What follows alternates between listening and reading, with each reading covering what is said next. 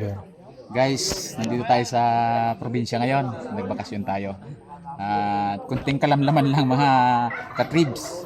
Meron na po ipapakita sa inyong halaman. Kasi dito sa paligid ng bahay namin, maraming dito, maraming mga tanim. Ito yung mga nakuha natin sa iba't ibang bansa. Pinadala natin dito, pinatanim. Ito siya. Kung makikita nyo, ito yung tinatawag na dwarf guava. Yan, guava siya guys. Yan, may bunga na siya. Yan, mababa lang siya pero meron na siyang bunga.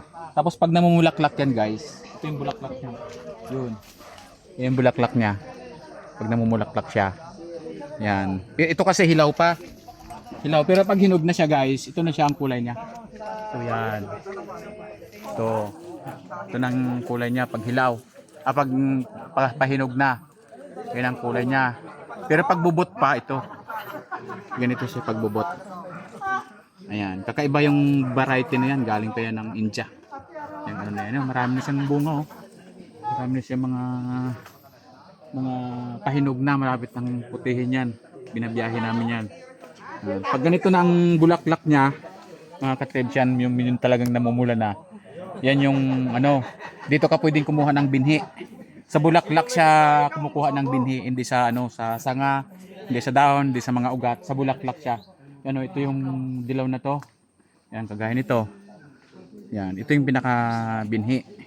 Ang ginagawa dyan para mas effective yung binhi niya, i-ano mo muna yan sa tenga mo. Ganun-ganun mo muna. Pag na medyo narinig mo na parang may mga pumuputok-putok, yan pwede mo na siyang itanim. Yan, ito. Itanim natin. Ganyan siya, oh. Yan, igaganyan mo lang siya. Yung pabaliktad yung tanim niya. Yan na, ganyan siya.